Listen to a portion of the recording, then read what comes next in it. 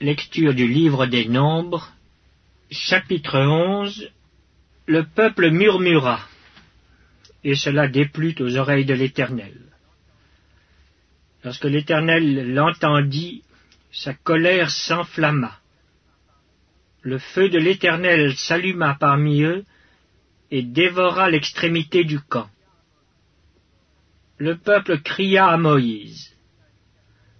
Moïse pria l'Éternel, et le feu s'arrêta.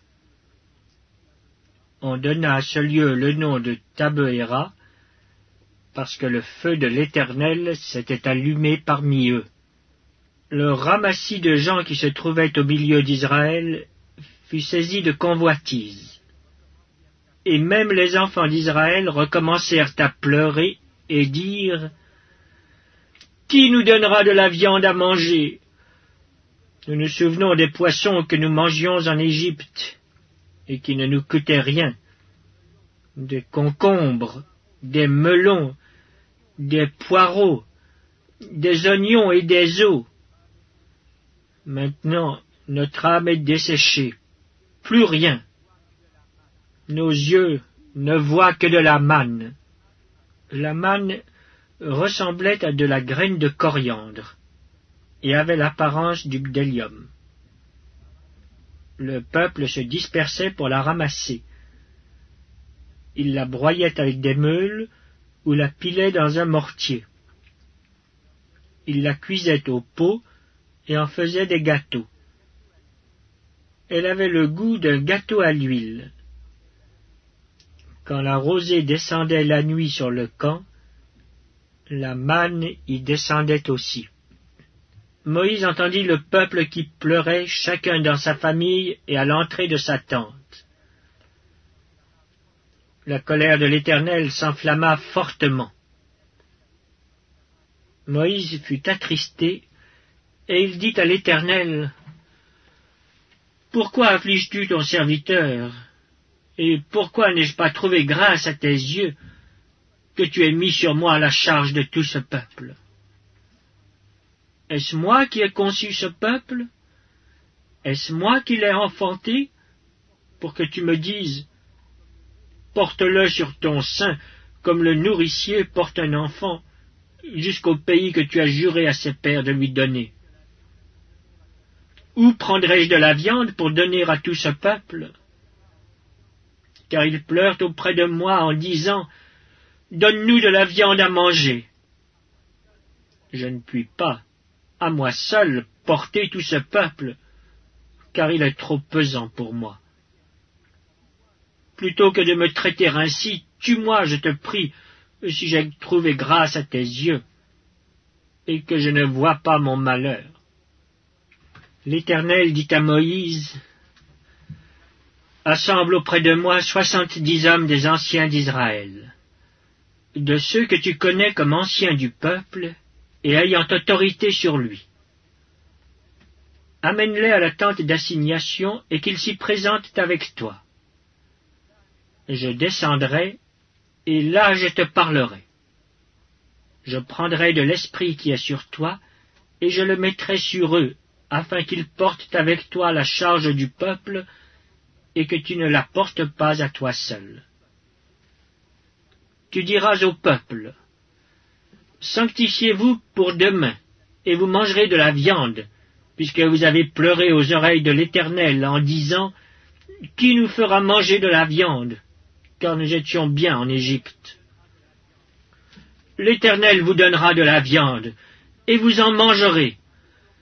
Vous en mangerez, non pas 1 jour, ni 2 jours, ni 5 jours, ni 10 jours, ni 20 jours, mais 1 mois entier, jusqu'à ce qu'elle vous sorte par les narines et que vous en ayez du dégoût, parce que vous avez rejeté l'Éternel qui est au milieu de vous, et parce que vous avez pleuré devant lui en disant, « Pourquoi donc sommes-nous sortis d'Égypte ?»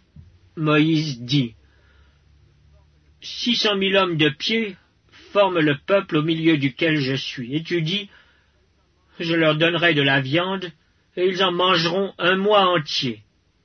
Égorgera-t-on pour eux des brebis et des bœufs, en sorte qu'ils en aient assez? Ou rassemblera-t-on pour eux tous les poissons de la mer, en sorte qu'ils en aient assez? L'Éternel répondit à Moïse, la main de l'Éternel serait-elle trop courte? Tu verras maintenant si ce que je t'ai dit arrivera ou non. Moïse sortit et rapporta au peuple les paroles de l'Éternel. Il assembla 70 hommes des anciens du peuple et les plaça autour de la tente. L'Éternel descendit dans la nuée et parla à Moïse. Il prit de l'esprit qui était sur lui et le mit sur les 70 anciens. Et dès que l'esprit reposa sur eux, ils prophétisèrent, mais ils ne continuèrent pas. Il y eut 2 hommes, l'un appelé Eldad et l'autre Médad, qui étaient restés dans le camp et sur lesquels l'esprit reposa, car ils étaient parmi les inscrits, quoiqu'ils ne fussent point allés à la tente. Et ils prophétisèrent dans le camp. Un jeune garçon courut l'annoncer à Moïse et dit, « Eldad et Médad prophétisent dans le camp. » Et Josué, fils de Nun, le serviteur de Moïse depuis sa jeunesse, prit la parole et dit, « Moïse, mon Seigneur, empêche-les. » Moïse lui répondit, « Es-tu jaloux pour moi? Puisse tout le peuple de l'Éternel être composé de prophètes, et veuille l'Éternel mettre son esprit sur eux. » Et Moïse se retira au camp, lui et les anciens d'Israël. L'Éternel fit souffler de la mer un vent qui amena des cailles et les répandit sur le camp, environ 1 journée de chemin d'un côté et environ 1 journée de chemin de l'autre côté autour du camp. Il y en avait près de 2 coudées au-dessus de la surface de la terre. Pendant tout ce jour et toute la nuit, et pendant toute la journée du lendemain, le peuple se leva et ramassa les cailles.